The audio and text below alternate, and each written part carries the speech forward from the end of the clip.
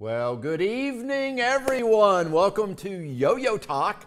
This is, believe it or not, our 50th episode. I can't believe we've done 50 episodes. Normally, at episode number 50, stars of shows start acting for a big pay raise. I would ask to double my salary for the show, but that would just mean I would be doubling a negative, so I'm going to keep my mouth shut. So clearly, I am doing this for the love of yo-yos, not for the money. So tonight, I'm going to warn you ahead of time, we're not going to do our regular pop quiz at the end of the show because, quite frankly, I've been real busy studying for this. I can't say in polite company what the exam was, but it was a micrographic surgery board exam. And I was studying my brains out all last month, and I just didn't have time to prepare a big package. So it sucked a lot of my time away, and I have a prize package, which we're going to use the lightning round, so we're going to move that to our prize package for the end of the show, and we're just not going to have the lightning round. So anyway, I realize we won't have the normal goodies that we have, but you'll still have something to wait for at the end of the show. And I know I probably lost about 75% of our audience by just telling you that little announcement, but so be it. So tonight I am going to talk a bit about the National Yo-Yo Hall of Fame. If you have any questions regarding the Hall of Fame, please type them in the comment section right now, and I will try to answer them. We are taking submissions already for the 2021 candidates. Anybody can submit a candidate for the possible election into the 2021 Hall. You have been watching Doc Lucky's Yo-Yo Talk. You know about it. We have the listing in our Facebook page. We also have it in the the Academy of Arts Yo-Yo page, and I think we've sent it around to the various Facebook groups as well.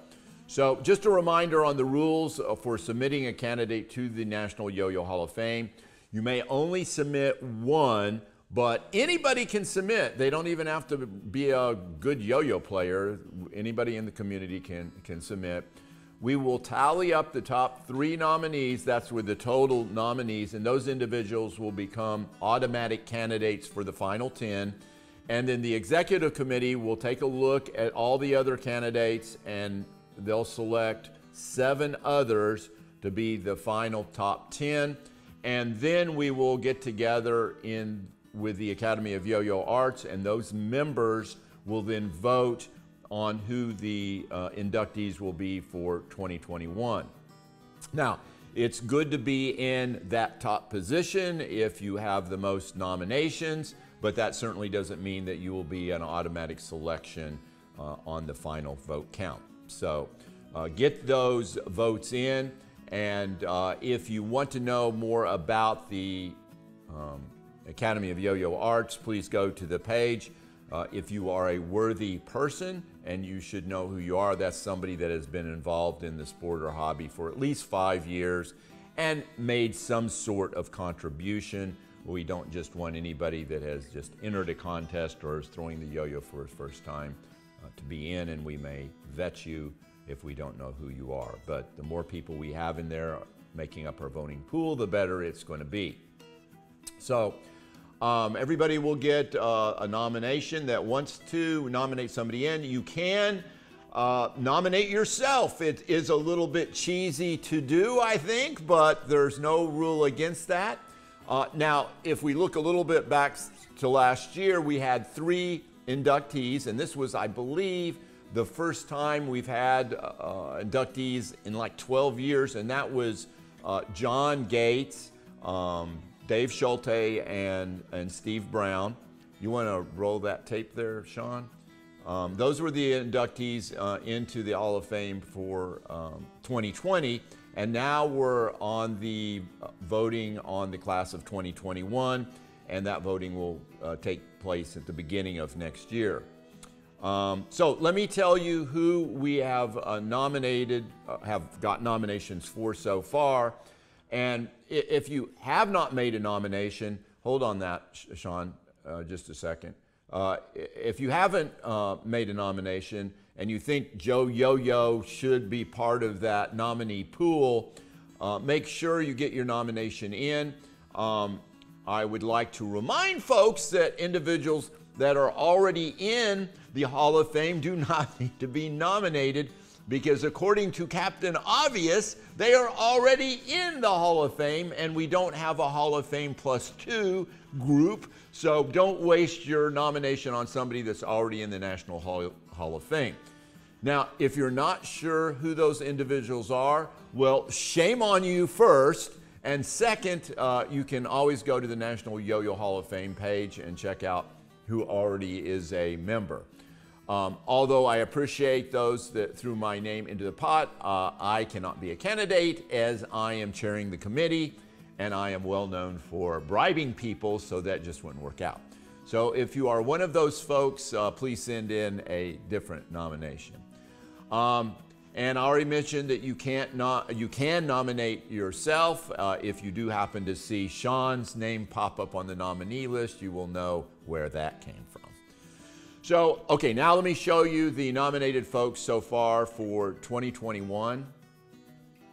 There you go. Can you, yeah, okay. So we've got, and this is in no particular order, we've got Mark McBride, who is the father of 3A play, which I like to call duplex yo-yoing, and he absolutely hates, but I told him to come up with a name, or I'm going to keep on calling it duplex yo-yoing from now on.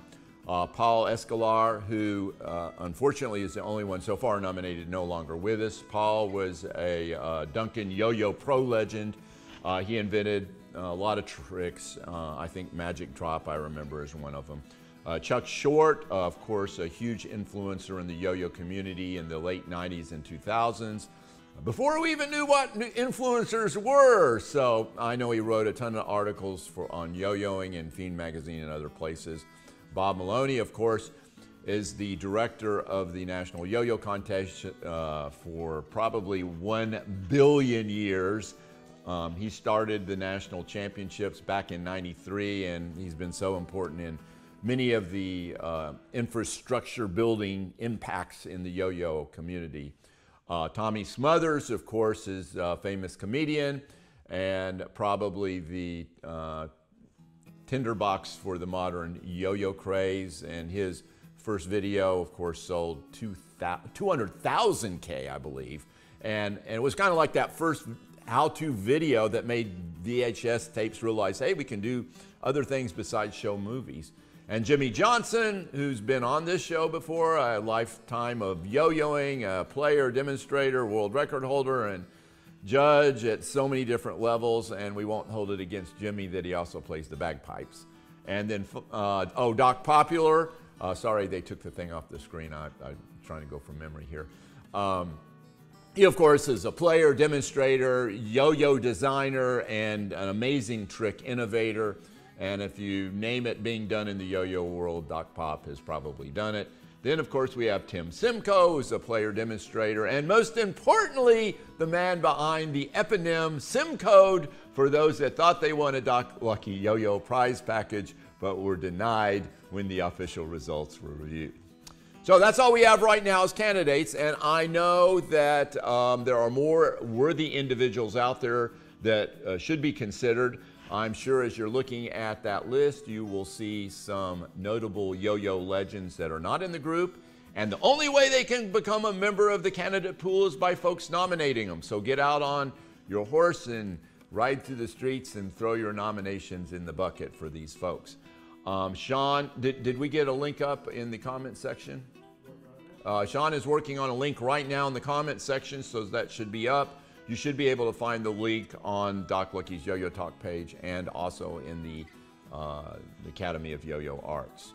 So get those nominations in.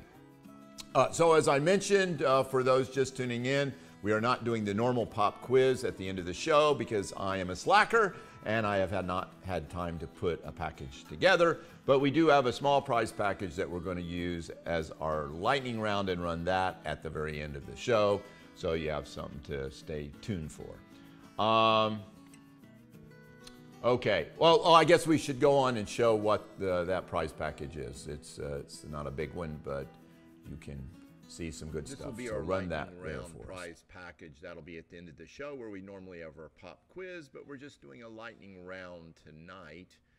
And let's see, just going around there is a Duncan XT butterfly. I see right behind that, of course, is the Duncan baseball cap. And I can't tell what this next item is, but it's spinning around here. We'll see it in a second. It is a Duncan, is that a Hornet? I believe that, yeah, it's a Duncan Hornet.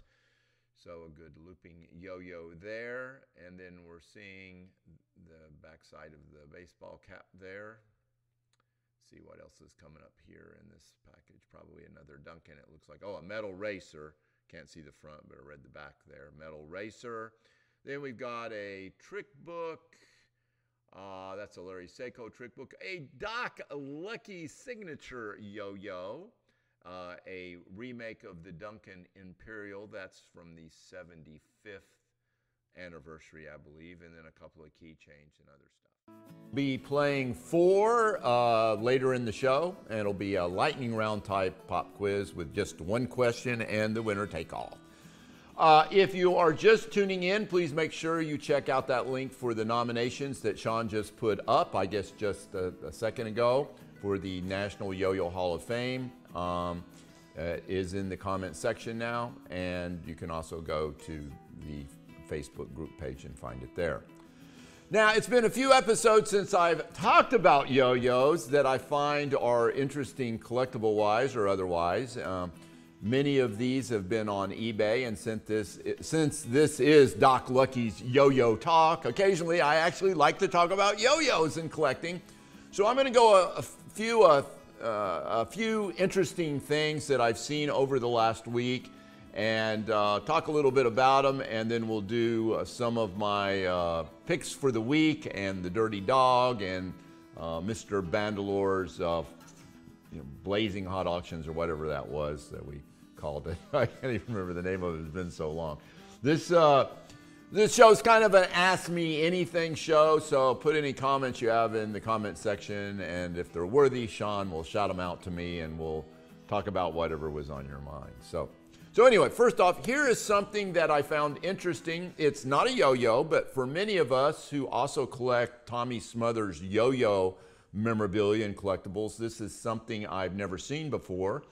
And there it is. And I guess they must have had it at one of their little shops. I know he had a gift shop at his winery that he sold a bunch of yo-yo kind of related memorabilia. And this is a tag that was on a yo-yo gift, I guess. And you can see the little red tag there, and it has the standard Smothers Brothers yo-yo in the bag. We've all seen. And I believe the price was like well over $100, and that's a little expensive to pay for a tag because the yo-yo that's in there is worth probably $10, $15 in minty mint condition. So anyway, I found the item interesting. It's the first time I'd ever seen it. So I thought I'd show that to you guys. I'm always interested in the yo-yo related Smothers memorabilia that hasn't been seen. So the next item is something that I had not seen before, just like this tag. It wasn't on the eBay auction. It was on one of these really weird auction sites. And, oh, no, wait a minute. I don't think that's what I'm going to do. Oh, no, this is the Lumar Be a Sport series, I believe. The metal yo-yos. Yeah, can you put that? Yeah, that was next. Okay, Lumar, if you don't know, stood for Louis Marks.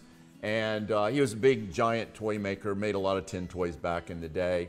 And this is a set of 4 yo-yos from their Be a Sport series. And you can see the regular logo there on the front. And then those are the sports there now showing on the back. Now, I was very familiar with 3 of these because I have them in my collection, but that race car up there in the upper left-hand corner, that was a new one for me. And if you guys don't mind, if you have other sports other than these 4, I'd be kind of interested in knowing what they are if you could put it in the comment section, because we're always trying to figure out how many things are in some of these series. That makes it a little more fun to try and collect And get this, I forgot to write the price down. I think they were selling in the 200 range, but I don't know if that was just what they were asking or if that actually was a realized price. But anyway, those yo-yos usually sell in the $30 to $40 range when you're buying them individually. The next yo-yo I saw this is the yo-yo I was thinking was going to come up. This is a Lewis Marks yo-yo. I had never seen this before. The auction valued it between $500 and $1,000, and I basically said, yeah, right. I put a bid in for 10, thinking I would get it because who's going to pay that kind of prices for the yo-yo? And the $10 was high bid for many days. And then in the last 2 minutes of the auction, it ended up going for $385, and I have no idea why. Obviously, it is not yo-yo collectors that want this Louis Vuitton yo-yo, but why Louis Vuitton collectors would be willing to spend $385 for a yo-yo, I do not understand. I guess it must play quite well, but it looks just like a standard yo-yo. And just so you know, they didn't say it was made out of like any precious metals like silver or gold or anything. So anyway, if you happen to have an extra Louis Vuitton yo-yo and you're wanting to get rid of it, I got $10 waiting for you. So there's one I hadn't seen before. Now, this next yo-yo, I believe, may still be up for auction, or it may have just gone off auction on eBay. And the reason I'm showing this is because it may actually be a bandolier. I tried to do a little research on this one. And for people that are new to collecting, bandoliers are what we call yo-yos prior to 1928, before Pedro Flores came in and named them yo-yos here in the US. And the rest is history, of course. So pre-28 yo-yos we call bandoliers. And this is one that I think I've actually seen before on eBay. I've never seen the little medallion, and I didn't see if that popped up yet or not. But that medallion says Newport Novelty and Specialty Manufacturing Company from Newport, Kentucky. And I checked that out, and that company did start in 1830s, but they were making clothing then, and I think they had a long run. So I don't really have provenance on this to know if that yo-yo came from there, but it is possible it could be a bandolier. Now, they are asking $385, I think, for that yo-yo. And, you know, if I knew that yo-yo was made in 1880 and it had provenance and all that, you know, it might be worth that. But right now, I don't think it's worth that because for all I know, it was made in 1945. So anyway, I thought it was interesting. I thought I would show it to you. And if anybody out there has any comments that they know about that particular yo-yo, I would certainly love to find out about that. Now, this yo-yo almost made my dirty dog of the day list. And the reason being that when you look at it, you think, oh, well, this is just a no-jive Tom Kuhn yo-yo. But if you have thrown any Tom Kuhn yo-yos ever, you will recognize that is not a Tom Kuhn yo-yo. It's a Tom Kuhn box. It's a Tom Kuhn string pack. And you notice that's the yo-yo there in the box. It doesn't have the hex screw for the axle that those no-jives had. And so anyway, they stuck a sticker on it and just laid it on top. And so that's not a no-jive yo-yo. It's listed as $49, which might be reasonable for a original Tom Kuhn in the box. But obviously, this is not a no-jive, so it almost made the dirty dog list because of that. So just be careful when you're looking at stuff. Don't always click the Buy Now button without really looking at it close. Any questions, Shawn, from anybody so far? No questions. I must be covering everything very well. Certainly, you guys have got to have something out there you're thinking about. Okay, let's go on and look at a couple more before I get in the picks of the week. This is a very nice classic Duncan award yo-yo. This is the standard giant Duncan award yo-yo. It's a big G stamp seal. It's got those rhinestones in it. And I want to say that Duncan did do that for some yo-yos, especially some of the earlier ones, which I think this is. And they did it even for yo-yos that are bigger than this, which they used for, you know, photo displays and to give to VIPs and things like that. This yo-yo was obviously a contest yo-yo where the demonstrator carved the name, looks like Fred there, Fred R, on the face of the yo-yo. And the question I have with the yo-yo is, those rhinestones, were they put in at the factory, or was that put in later by demonstrators? And when you're looking close at those rhinestone holes, you don't see the paint in there.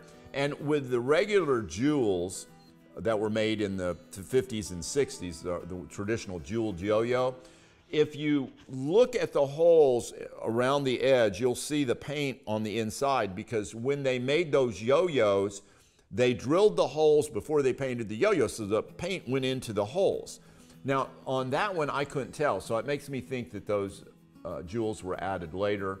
And I believe that we've pretty much documented that sometimes the demonstrators would go on and add those themselves. So anyway, it was an interesting piece, and as you saw there, it went for $405, which is a pretty good price for that yo-yo. Those yo-yos, the award yo-yos, generally the ones the yellow sealed, generally sell in the $100, $150 range in that condition. So that was quite a bit more, but I think that was an earlier one and a little bit unique. Now, this item already sold on eBay a while back, but I thought it was worth showing because we've talked about these Franklin Mint yo-yos before. This is all three of them that were sold together as a set. There were supposed to be 12 of these yo-yos made. They were going to put out one each month for a year, but unfortunately they found out the yo-yo market wasn't quite ready for a collectible Franklin Mint yo-yo. And they only made 3 of these, but they're absolutely gorgeous yo-yos. I think the Lightning is a better looking yo-yo than the original Lightning. And these just keep going up in value. They were released in 1994, so the price keeps going up. And this set sold for $600. So I think you're going to keep on seeing those prices of the Franklin Mint yo-yos continuing to go. So very nice yo-yos there, but I wanted to just show those and show what they look like as a set, and that is a complete set because you don't have the other 9. Okay, 2 more yo-yos and then I'll get to my picks of the week. This yo-yo is from the 2001 World Championships. Was that the one in Orlando? I think that was the one in the Orlando where it was, the first one in Orlando where we had it over at Universal Studios. And it was just like miserable hot. Everybody's strings were getting damp from the sweat and the humidity and yada, yada, yada. And I think we had a rainstorm in the middle of it. Did you show the yo-yo, Shawn? This is, there it is. That's a Ninja Boy freehand yo-yo.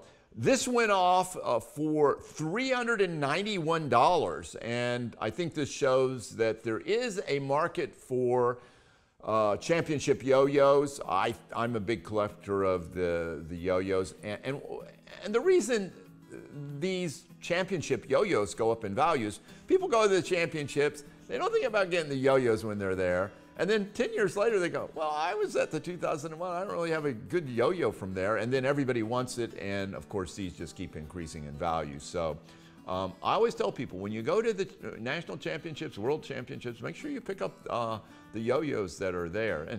And usually, I always picked up a couple extras, so I had things to trade. So anyway, let's jump right into... Oh, okay, we got a question. Rick Rance wants to know, what is the most you ever paid for a yo-yo? Okay, what was the most I ever paid? I'm trying to think. Most of my real expensive stuff I traded for because I think everybody knows I've got huge trading stock. So, and I've been collecting for a long time. So, I traded Steve Brown, I think, a small collection, better than most people's entire collections, for a box of those goody rainbow yo-yos. That sold, a box had sold for $6,500 on eBay. So he got a pretty good amount of yo-yos from that. I know there was Flores mixed in there and some other stuff. So that's probably the biggest trade interaction I've had. I think about $500 has been about my limit. I've never paid for a major. A major means a yo-yo that's sold for over $1,000 on eBay that was mass produced. Interestingly enough, those Goody rainbow yo-yos, one just went off just a day or two ago, and it was pretty much mini mint, and it sold, for a while it was sitting at like $35 or something like that, and I just went in and put on a bid. I said, if it's gonna go for under 100, I'm gonna throw in at least a snipe bid on it. And it ended up going for like, I think $149 or something like that. But that yo-yo is the highest priced yo-yo ever paid for on an eBay auction. It went for over $2,000. And I'm not talking about the Nixon yo-yo and one of kinds. I'm talking about mass-produced yo-yos. So that just goes to show how far the stars have fallen on the goodies, because you couldn't get a goodie in that condition for under probably $500–600, 20 years ago. And here's one goes off for $149. So. Anyway, I got distracted. So anyway, I was talking about the most I ever paid. So around $500, I paid for a Bandolore. This had provenance. It was a Tunbridge ware Bandolore from around 1860. You just don't find those. And I was bidding not against yo-yo collectors, but collectors of this Tunbridge ware. And then I think I may have paid. Seems like I paid that for a fish scale jewel, which, that just, when I look at that yo-yo, it just makes me smile. So anyway, about 500 has been my limit for yo-yos. All right, any other questions there, Shawn? No. Okay. Tim Simcoe did want to correct you though. Well, He what's says that? it wasn't the Universal Worlds, it was the Rosen one. That seller was Frank Diffio. Okay. Okay. So it was the year after. It must have been 2000 that we were at Universal then. So yeah, Universal was, oh God, that was a miserable contest. So I remember I had these big wooden yo-yo cases, and I had like 6 of them that I had made, and they all weighed about 80 pounds each, and I was carrying them out there for trading and that sort of thing. It was horrible. Anyway, let's Shawn, let's run the intro for the Doc Lucky's Flaming Hot Auction Picks of the Week. All right, we'll start with number 3. Number 3, Hot Pick of the Week.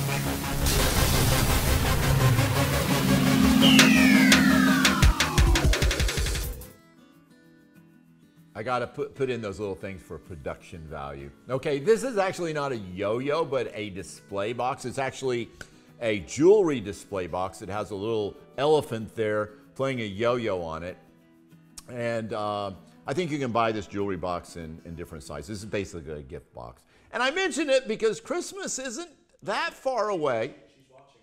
What? She's watching. Oh, this is going to, okay, then I can't say anything further about this. I was going to say, I'm going to talk about this because my wife is not watching the show. She's out of town, but apparently she is watching the show, so I can't say what I was going to do with the box. So anyway, that ends that right there. I saw her name pop up. Oh, Shawn saw her name pop up. So anyway, I'll just skip right over that since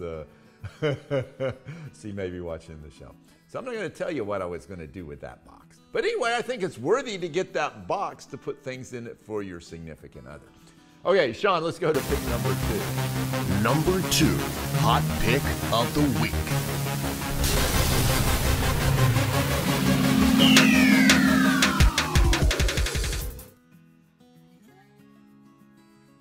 All right, this is a Natson's Twirler top from the 60s. Obviously a knockoff from the Duncan jeweled yo-yos. I like these. I mean, they're really cheap looking wood yo-yos, but they're cool to have. And this one was, you could bought it for 39 bucks and it didn't even sell. So I thought that was a pretty reasonable price. If you collect jeweled yo-yos, you need this yo-yo in there just as a display item. And this yo-yo back in the day when yo-yos were doing great, It sold as high as $201 in its little poly bag with the little, folded over cardboard header. So you might be able to get it if you ask the seller, since it's gone off auction. You might even be able to get it for less than what he was asking, or she, whoever was selling it. So anyway, what is my pick number? What's the pick number one? Number 1, hot pick of the week.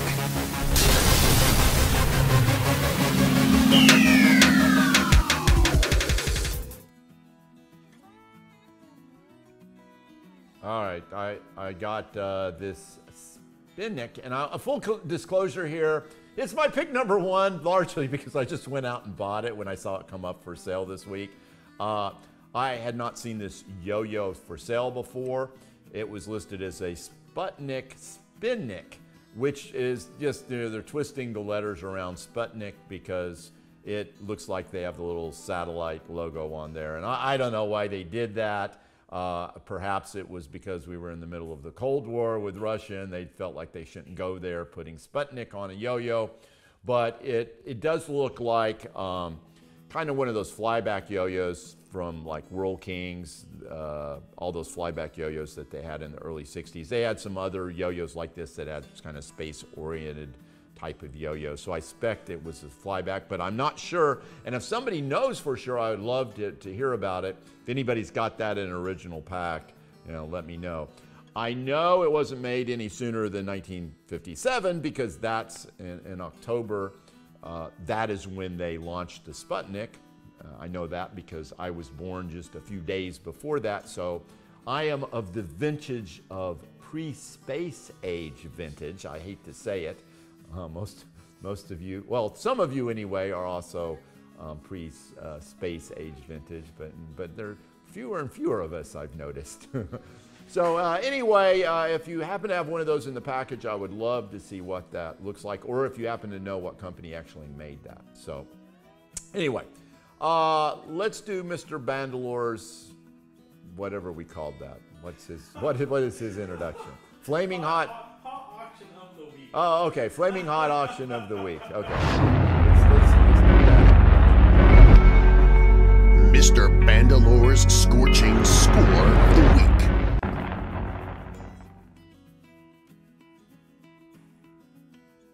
Well, it turns out it was the Scorching Score of the Week, which really isn't exactly what this one is, because certainly it's not a score in my mind. There are very few yo-yos listed on eBay for over $10,000, but this is one. Matter of fact, it is listed for over $100,000. It is actually $150,000 in case you have that in your piggy bank and you want this Hyper Yo-Yo Stealth Fire. I have no idea why they think this is worth $150,000. I have no idea who might even be willing to pay that unless you happen to be the guy that won Squid Games.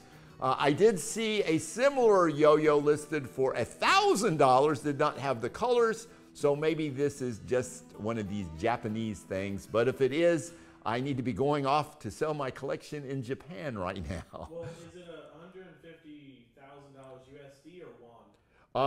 It had a little dollar sign, so I'm assuming now. But still, won. What did that come to in won? Isn't it like a? We were calculating that out for. We were calculating that out from Squid Games because. Like 120 bucks. Oh, 120 bucks. Oh, well, I could. Like 1,200 won. Oh, I wonder if that was it, because it was listed at the top of the thing for prices, but maybe it just. It says US. Oh, it does say U.S. Okay.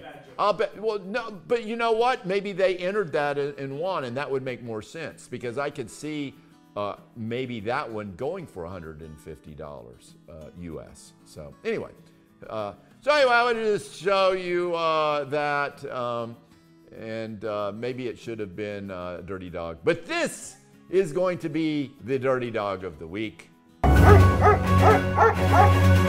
Nasty, nasty dog of the day.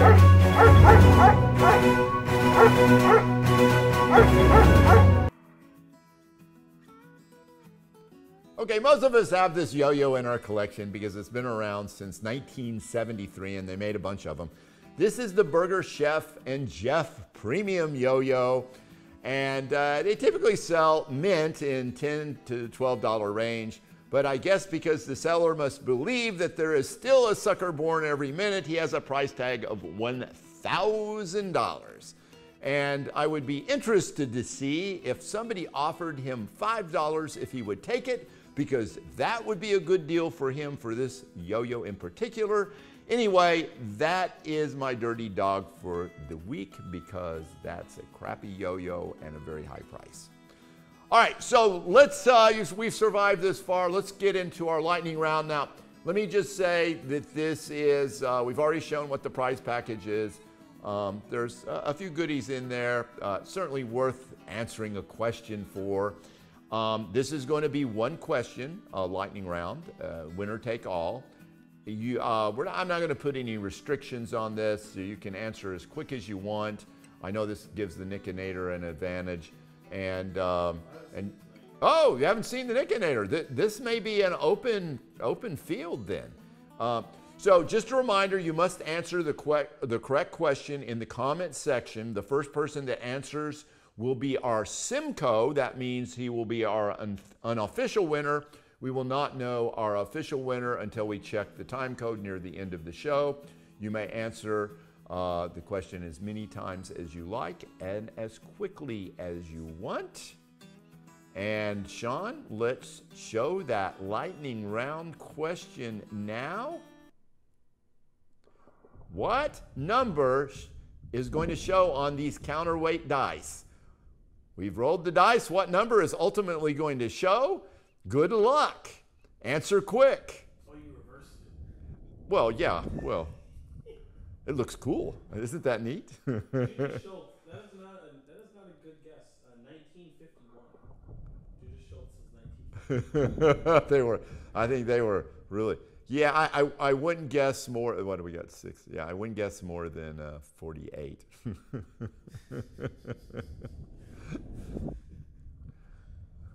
All right.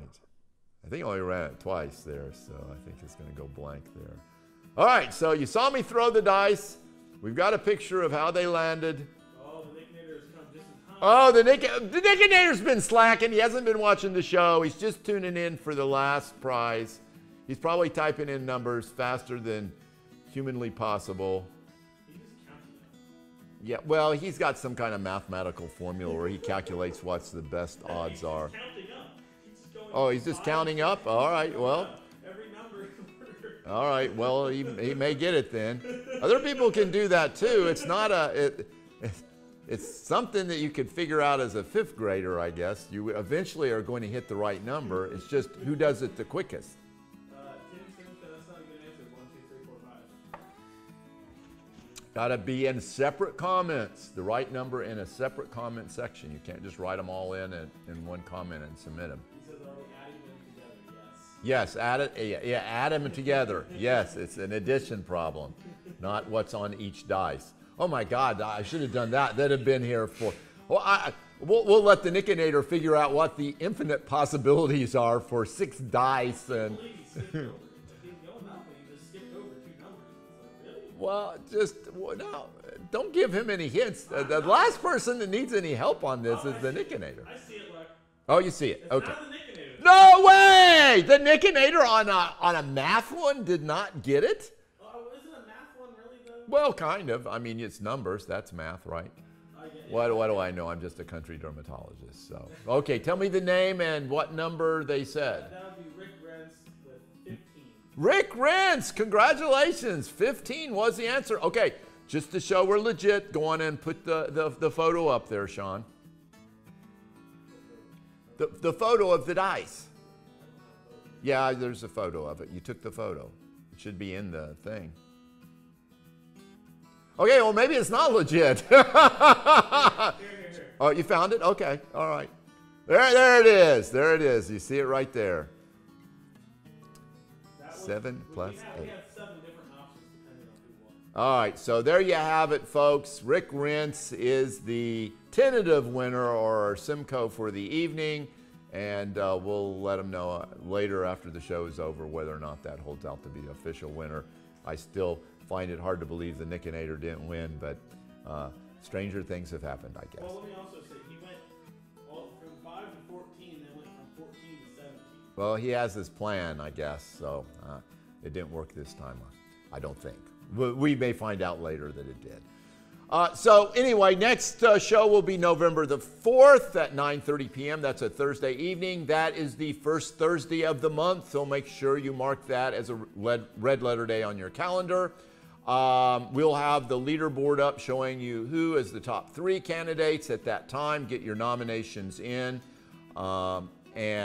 Just mention, I'm going to host the Orlando Yo-Yo Club Meetup. That is going to be on October the 23rd. That is a Saturday at 11 a.m. I'm sure if there are any other yo-yo aficionados out there in the area that happen to be around on that day, if you would like to come and join the Orlando Yo-Yo Club Meetup, please feel free to stop by at 11 a.m. on Saturday, October 23rd. Should be a lot of fun. We're going to walk through the collection and hopefully do a little bit of trading, and of course, there'll be a lot of yo-yo throwing going on as well. So, and please, everybody remember, you can never have too many yo-yos. This is Doc Lucky signing off until November the 4th at 9:30 p.m. See you then.